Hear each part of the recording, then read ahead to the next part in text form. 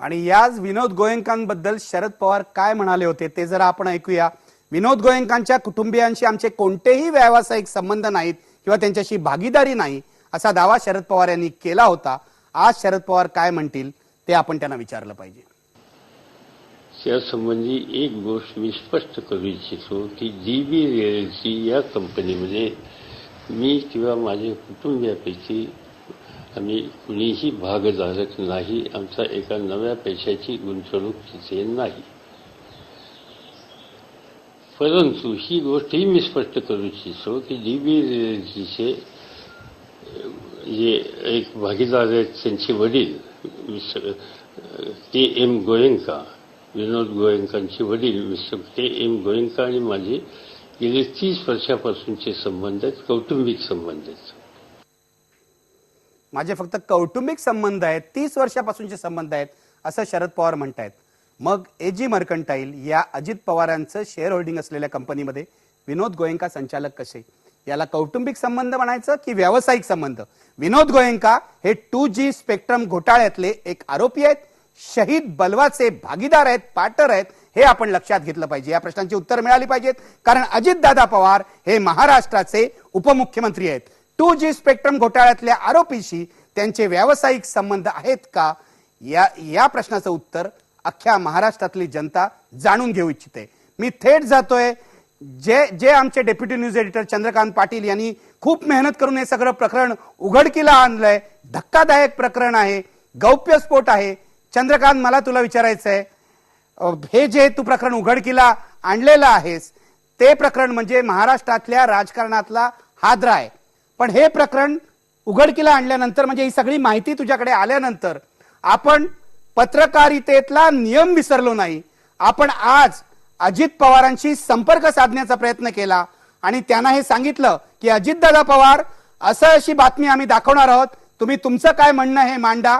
तुम्ही अजितदादा पवारांकडे कसे गेलात, कुठे भेटलात, काय झालं हे सांग। निखिल सर, आज दुपारी 3 वाजता त्यांनी मंत्रालयात तिथं विधान भवनामध्ये अधिवेशन सुरू असल्यामुळे त्याच ठिकाणी त्यांच्या कार्यालयाच्या तिथं आम्ही गेलो। तर त्यानंतर त्यांनी आम्हाला भेटायला वेट करायला सांगितलं। थोडा वेळ आम्ही त्यांचा वेट केला आणि त्यांच्या अँटी चेंबरमध्येच आम्ही त्यांना भेटलो। सुमारे 20 ते 25 मिनिटं ते आमच्याशी बोलले। या विषयावर आम्ही त्यांना हा विषय सांगितला, तर तरीसुद्धा त्यांनी सांगितलं की माझा या कंपनीचा संबंध, मी कुठली प्रतिक्रिया देणार नाही। सुरुवातीपासून त्यांचं हेच होतं की माझा याच्याशी काही संबंध नाही आणि मी का प्रतिक्रिया देऊ।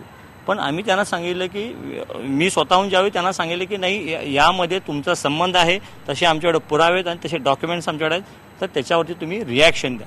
तर त्यांनी सांगितलं की मला याच्यावरती रिॲक्शन द्यायची नाही। हे झाल्यानंतर थोड्या वेळाने त्यांनी त्या चर्चेच्या वेळी आम्हाला सांगितलं की मी त्यांना म्हटलं की आम्ही असं हे चालवणार की तुम्ही या प्रकरणावर रिॲक्शन द्यायला नकार दिला, प्रतिक्रियाला नकार दिला, मात्र हे जे आहे हे आम्ही आमच्या चॅनलवरून सांगणार। त्यानंतर त्यांनी सांगितलं की ठीक आहे, तुम्ही हे असं सांगू शकाल म्हणून की माझा याच्याशी कुठला संबंध नाही, मी त्याच्यावरती त्यामुळे मी कुठली प्रतिक्रिया देणार नाही।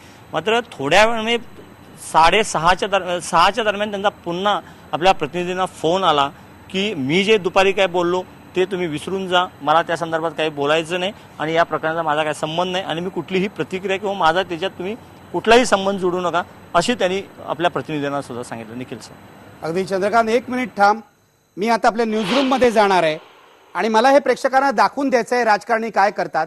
दुपारी 3:30 वाजता अजितदादा पवार, आज दुपारी 3:30 वाजता अजितदादा पवार विधान भवनातल्या आपल्या अँटी चेंबरमध्ये असं सांगत होते, या प्रकरणाशी माझा काही संबंध नाहीये, एजी मर्कंटाईलशी माझा काही संबंध नाहीये।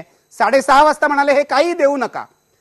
2 वेळा 3:30 वाजता आणि 6:30 वाजता 2 मतं व्यक्त केली अजितदादा पवार यांनी, आणि तरी सुद्धा आम्ही आमचा प्रयत्न सोडला नाही। हा कार्यक्रम सुरू झाल्यानंतर, गौप्यस्फोटाचा हा कार्यक्रम सुरू झाल्यानंतर माझ्या न्यूजरूमने वारंवार अजितदादा पवारांशी संपर्क साधण्याचा प्रयत्न केला। मी जातोय थेट न्यूजरूम मध्ये, माझ्यासोबत प्रवीण मुधोळकर आहे ज्याने अजितदादा पवारांशी संपर्क साधण्याचा प्रयत्न केला। प्रवीण मुधोळकर, मला तुला एवढंच विचारायचं आहे, किती वेळा अजितदादा पवारांना फोन लावलास? हॅलो प्रवीण, मला तुला विचारायचं आहे, किती वेळा अजितदादा पवारांना फोन लावलास?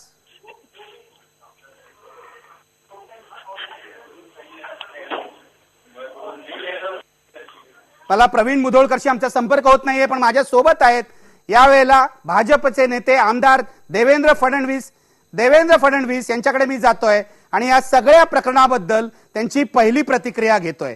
देवेंद्र फडणवीस, काय म्हणाल तुम्ही या सगळ्या प्रकरणाबद्दल?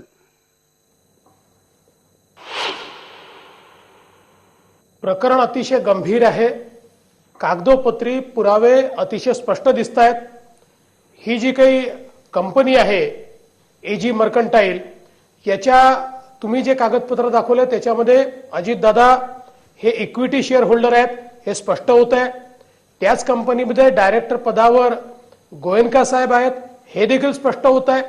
त्याचसोबत जे काही ॲफिडेव्हिट तुमच्याजवळ आहे निवडणूक आयोगाला सादर केलेलं, त्याच्यामध्ये एजी मर्कंटाईलचा उल्लेख नाही हे देखील अतिशय स्पष्ट या ठिकाणी होत आहे.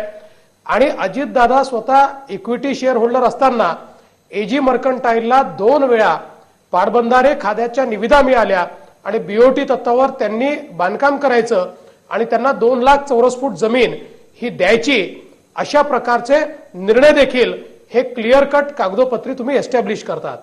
त्यामुळे मला असं वाटतं की हे प्रकरण अत्यंत गंभीर आहे. अजितदादांनी याच्या संदर्भातला खुलासा करणं आवश्यक आहे, कारण यातनं मल्टिपल लायबिलिटीज तयार होत आहेत. या ठिकाणी ॲफिडेव्हिटमध्ये उल्लेख केलेला नाही, त्यामुळे निवडणूक आयोगाच्या कायद्याचा भंग होतोय. या संदर्भात सुप्रीम कोर्टाने आणि हायकोर्टाने वेळोवेळी अतिशय कडक धोरण घेतलंय. FIR दाखल केले आहेत, निवडणूक देखील रद्द केलेली आहे. त्यासोबत माननीय पवार साहेब हे जे वारंवार सांगतात की गोयंकांशी आमचे व्यावसायिक संबंध नाही, यापूर्वी देखील सभागृहात आणि सभागृहाबाहेर आम्ही सुप्रियाताईंच्या संदर्भातले काही डॉक्युमेंट्स की ज्याच्यामध्ये गोयंकांचा किंवा डीबी रिअल्टीचा डायरेक्ट संबंध येतो हे दाखवले होते. आता आज हा दुसरा पुरावा जो समोर आलेला आहे, मला असं वाटतं की या संदर्भात गोयंकांची व्यावसायिक संबंध नाकारण्याचं काय कारण आहे हे देखील आता स्पष्ट झालं पाहिजे. एकूणच जर आपण बघितलं तर प्रोप्रायटीचा मुद्दा आपण घेतला किंवा कायद्याचा मुद्दा घेतला, या दोन्ही मुद्द्यांमध्ये जे मंत्री ज्या खात्याचे मंत्री आहेत त्या खात्याच्या निविदांमध्ये किंवा संविधानमध्ये त्यांच्या शेअर होल्डिंग असलेल्या किंवा इक्विटी होल्डिंग असलेल्या कंपनीने सहभागी होणं आणि तो कंत्राट मिळवणं हे अतिशय चूक आहे.